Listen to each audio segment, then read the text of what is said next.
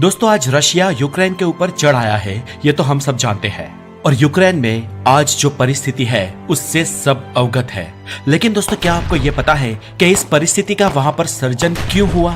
क्यों आखिर पूरी दुनिया का विस्तार में सबसे बड़ा देश रशिया छोटे से यूक्रेन पर चढ़ आया?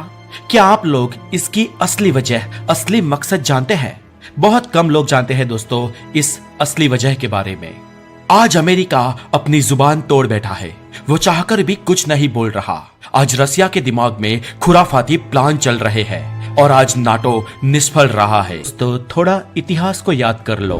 जब दूसरे विश्व युद्ध में जर्मनी पूरी तरह से परास्त हो गया, तब दूसरे विश्व युद्ध के बाद जर्मनी के असल में दो टुकड़े हुए थे।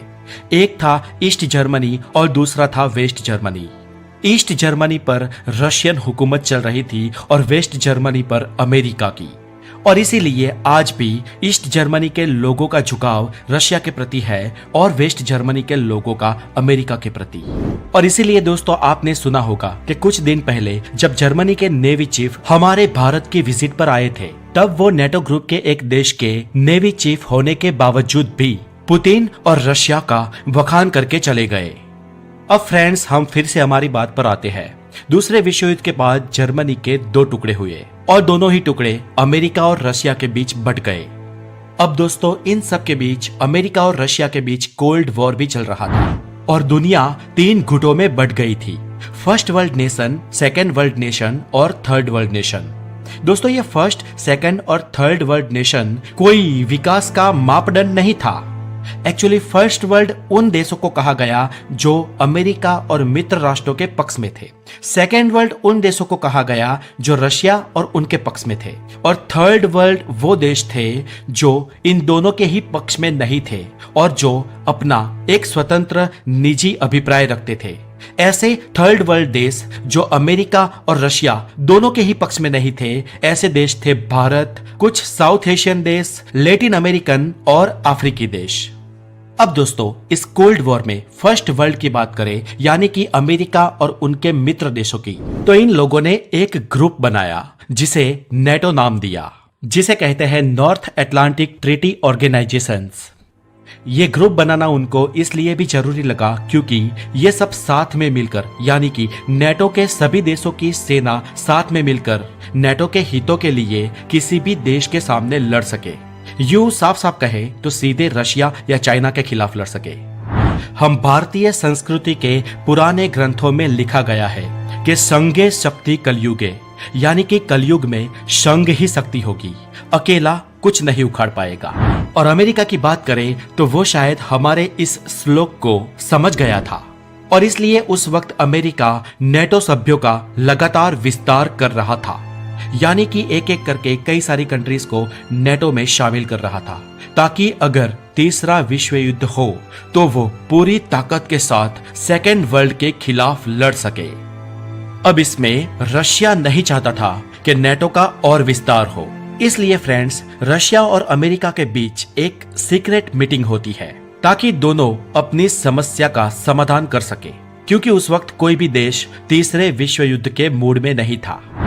अब ये मीटिंग होती है उस वक्त के अमेरिका के defence secretary in chief James baker और उस वक्त के तत्काल यूएसएसआर के प्रेसिडेंट मिखाइल गार्वेचर के बीच।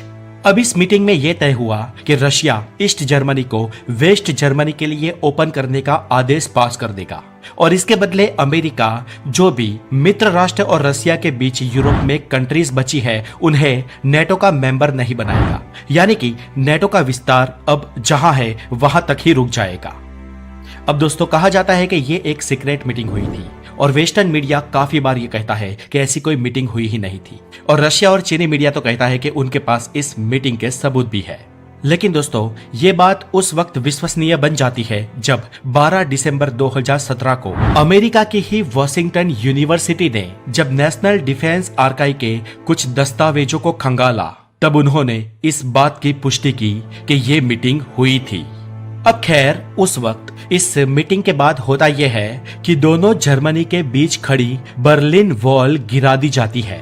जर्मनी के दो टुकड़े एक हो जाते हैं और इसका प्रतिरोध करने के लिए रसिया ने सेना तक नहीं भेजी, इसलिए क्योंकि रशिया को अमेरिका की ओर से नेटो का और विस्तार न करने का आश्वासन मिल गया था और इसी कारण तीसरे विश्व युद्ध का खतरा अब टल गया था। अब दोस्तों आप इस पूरी घटना को समझिए। कोल्ड वॉर के दौरान अमेरिका और रशिया एक बात पर अग्री हुए और उन्होंने एक दूसरे को जुबानी दी, लेकिन जब यही जुबानी टूटती है तो वो इस सारे फसाद का जड़ बन जाती है जो हम आज देख रहे हैं। कैसे? तो दोस्तों मैं आपको समझाता हूं। आप इस मैप को देखिए, ये 1991 के नेटो का मैप है। 1991 में यहां पर जो आपको ब्लू कंट्रीज दिख रही है वो यूरोप के देश नेटो ग्रुप के मेंबर्स थे। और फ्रेंड्स यहां पर ये 2008 का नेटो का मैप देखिए, यहां पर जो भी ब्लूइश कंट्रीज आपको दिख रही है वो 2008 में नेटो की मेंबर बनी है।